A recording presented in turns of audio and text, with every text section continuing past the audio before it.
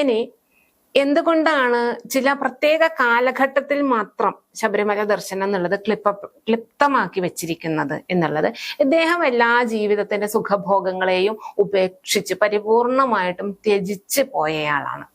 അദ്ദേഹത്തിന് വീണ്ടും ആഡംബരങ്ങളോ അത്തരത്തിൽ ജീവിതത്തിന്റെ മറ്റു ഭ്രമങ്ങളോ യാതൊന്നുമില്ല.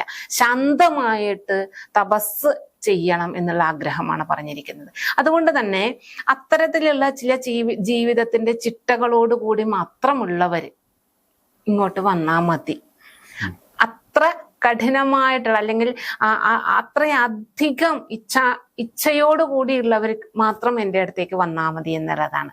അപ്പോൾ അങ്ങനെയാണ് നമ്മൾ ഈ വ്രതനിഷ്ഠകളുമൊക്കെ, കറുപ്പ് മാത്രം ഉടുക്കുക, അതുപോലെ തന്നെ ആഭരണാദികളെല്ലാം ഒഴിവാക്കിയിട്ട്, ആഡംബരങ്ങളൊക്കെ ഒഴിവാക്കിയിട്ട്, ലൗകികമായിട്ടുള്ള സുഖം എന്ന് പറയുന്നത് എന്തെല്ലാം ഉണ്ടോ അത് മുഴുവനും ഒഴിവാക്കിയിട്ട് കൃത്യം ഒരു 41 ദിവസത്തെ വ്രതം എടുത്തിട്ടാണ് ശബരിമലയ്ക്ക് പോകുന്നത്. അയ്യപ്പൻ ഈ സുഖഭോഗങ്ങളെല്ലാം ഉപേക്ഷിച്ചയാളാണ്. മാത്രമല്ല അത്തരത്തിലുള്ള സുഖങ്ങൾക്ക് വേണ്ടി അല്ല അയ്യപ്പസ്വാമിയെ സമീപിക്കേണ്ടത്. സ്വാമി നമുക്ക് പലതും തരും, പലരും പല ലക്ഷ്യത്തിലാണ് അങ്ങോട്ട് പോകുന്നത്. അപ്പൊ അത് പറയാം നമുക്ക്. അപ്പൊ ഈ കറുത്ത വസ്ത്രം കൊടുത്ത് രുദ്രാക്ഷമാല അണിഞ്ഞ് ഭസ്മം തൊട്ട് ഇങ്ങനെയൊക്കെ കൃത്യമായിട്ടുള്ള വ്രതനിഷ്ഠയോടുകൂടി, മാത്രമല്ല ഈ യാത്ര എന്ന് പറയുന്നത് കാൽനടയായിട്ടായിരുന്നു ഒരു കാലഘട്ടത്തിൽ പോയിരുന്നത്. ഏത് ദേശത്തു നിന്നായാലും ശരി നടന്നിട്ട് തന്നെയാണ് പോയിരുന്നത്. പിന്നെ അവിടെ എന്തായാലും മലയിലേക്ക് കയറാൻ നടന്ന് തന്നെയാണ് കയറേണ്ടത്.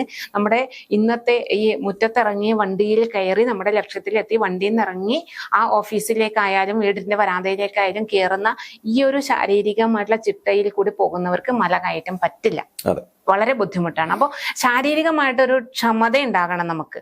നടക്കാനും സാധാരണ ഗ്രൗണ്ടിൽ നടക്കുന്ന പോലെയും അങ്ങോട്ട് നടന്നെത്താൻ പറ്റില്ല. അപ്പോ ബോഡി ഫിറ്റ് ആയിരിക്കണം നമ്മുടെ. അതിന് അന്ന് വരെയുള്ള ജീവിതക്രമം പോരാ.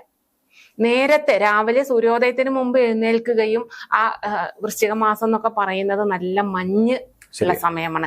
ആ തണുപ്പിനെ അതിജീവിക്കാൻ ശരീരത്തിനെ പ്രിപ്പയർ ചെയ്ത് വെക്കേണ്ടതുണ്ട്.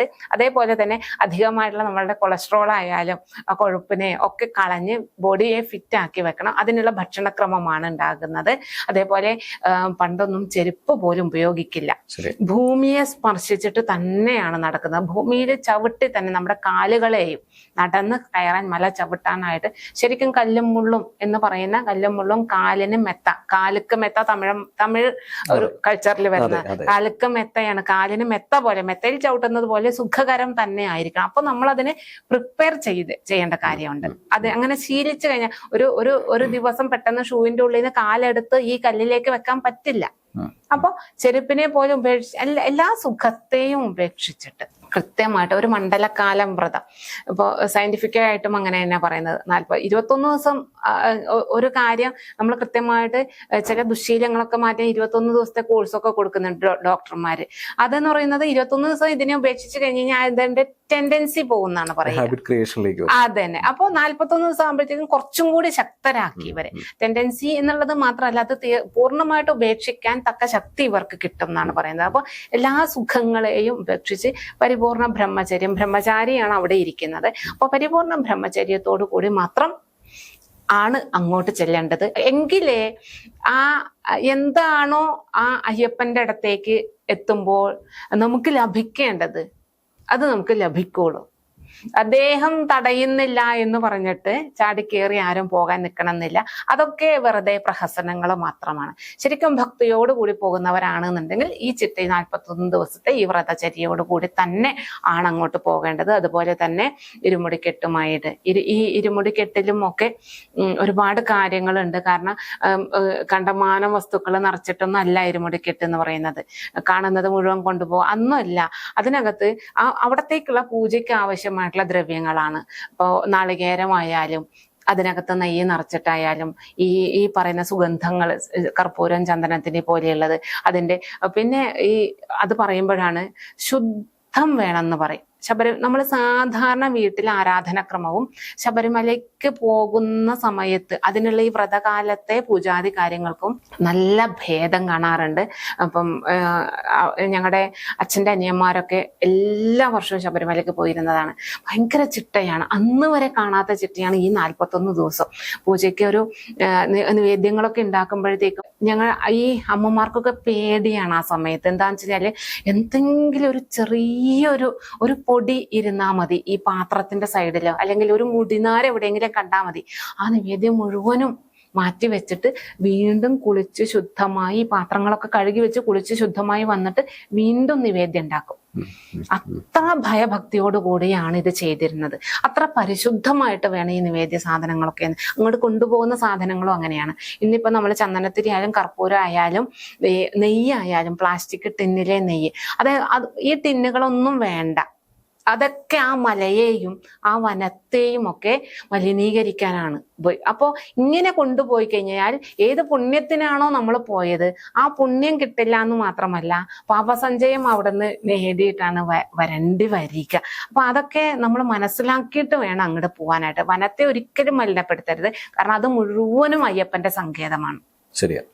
ഇങ്ങേ അറ്റത്ത് പമ്പ മുതൽക്ക് അങ്ങോട്ട് മുഴുവൻ അയ്യപ്പന്റെ സങ്കേതമാണ്.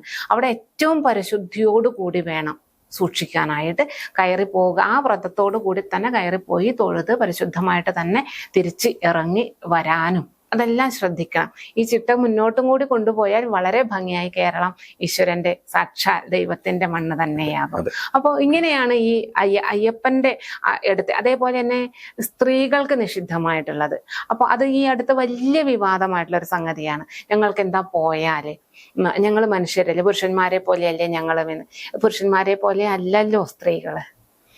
രണ്ടും ഒരുപോലെയാണെങ്കിൽ പിന്നെ പുരുഷനും സ്ത്രീ എന്നുള്ള വേർതിരിവിന്റെ ആവശ്യമില്ലല്ലോ. ശാരീരികമായിട്ടായാലും മാനസികമായിട്ടായാലും ഏത് കേമം എന്നൊന്നുമല്ല, ചിലതിന് ചിലതാണ് പറ്റുന്നത് എന്നുള്ളതാണ്. അപ്പോൾ സ്ത്രീകൾക്ക് സ്ത്രീകളുടേതായുള്ള ചില പ്രത്യേകതകളുണ്ട്. അവരുടെ ആ ഒരു ശാരീരിക സ്ഥിതി വെച്ചിട്ട് ഈ മലകയറ്റവും ഈ തണുപ്പിനെ പ്രതിരോധിക്കലും ഈ യാത്രയും ഒന്നും അവരെ കൊണ്ട് സാധിക്കുന്നതല്ല. മാത്രമല്ല പരിപൂർണ സന്യാസിയാണ് താനും. അയ്യപ്പൻ എന്ന് പറഞ്ഞാൽ ഇതെല്ലാ സുഖങ്ങളെല്ലാം ത്യജിച്ച വ്യക്തിയാണ്. അപ്പോൾ ഒരു ക്ഷേത്രം എന്ന് പറയുന്നത് നമുക്ക് തോന്നിയ പോലെ ചെയ്യാനുള്ള സ്ഥലമല്ല. ഒരു ക്ഷേത്രം നിർമ്മിക്കുമ്പോൾ അവിടുത്തെ പ്രതിഷ്ഠ നടത്തുന്ന സമയത്ത് അവിടുത്തെ ഈശ്വരഹിതം എന്താണ് എന്നുള്ളത് മനസ്സിലാക്കിയിട്ടാണ് ചെയ്യുക. അതിന്റെ അധികാരി ആരാണ്, അത് ഈശ്വരഹിതം എങ്ങനെ അറിയുന്നതെന്ന് ചോദിച്ചു കഴിഞ്ഞാൽ ആ തന്ത്രിക, ആ പ്രതിഷ്ഠ നടത്തുന്ന തന്ത്രിയെ സംബന്ധിച്ച് അതറിയാൻ സാധിക്കും. അത് കൂടാതെയാണ് ജ്യോതിഷം പ്രവർത്തിക്കുന്നത്. ഒരു അഷ്ടമംഗല പ്രശ്നമൊക്കെ വെച്ച് അല്ലെങ്കിൽ അഷ്ടമംഗല അല്ലെങ്കിൽ ഒരു താമ്പോല പ്രശ്നമായാലും അത് ഏത് വിധേനയായാലും ആ ദൈവഹിതം എന്താണ് എന്ന് അറിഞ്ഞിട്ടാണ് പ്രവർത്തിക്കുന്നത്. അപ്പൊ പ്രതിഷ്ഠ നടത്തുന്ന സമയത്ത് തന്നെ ആ ക്ഷേത്രത്തിന് വേണ്ടുന്ന ചിട്ടവട്ടങ്ങൾ മര്യാദകളൊക്കെ ഉണ്ട്. അത് ആദ്യമേ നിശ്ചയിക്കും. ആ മര്യാദ ലംഘിക്കാൻ ആർക്കും അധികാരമില്ല. പിന്നീട് അവിടെ വേണ്ട മാറ്റങ്ങൾ വരുത്താൻ, അങ്ങനെ വരുത്തണം. കാലാനുസൃതമായിട്ടുള്ള മാറ്റങ്ങൾ എല്ലായിടത്തും ആവശ്യമാണ്. ആ മാറ്റങ്ങൾ വരുത്തണമെങ്കിൽ വീണ്ടും ഈശ്വരേച്ഛ നോക്കിയിട്ട് ദൈവഹിതം മനസ്സിലാക്കിയതിന് ശേഷം മാത്രമേ അവിടെ അതും അനിവാര്യമായിട്ടുള്ള മാറ്റങ്ങൾ മാത്രമേ വരുത്താൻ പാടുള്ളൂ.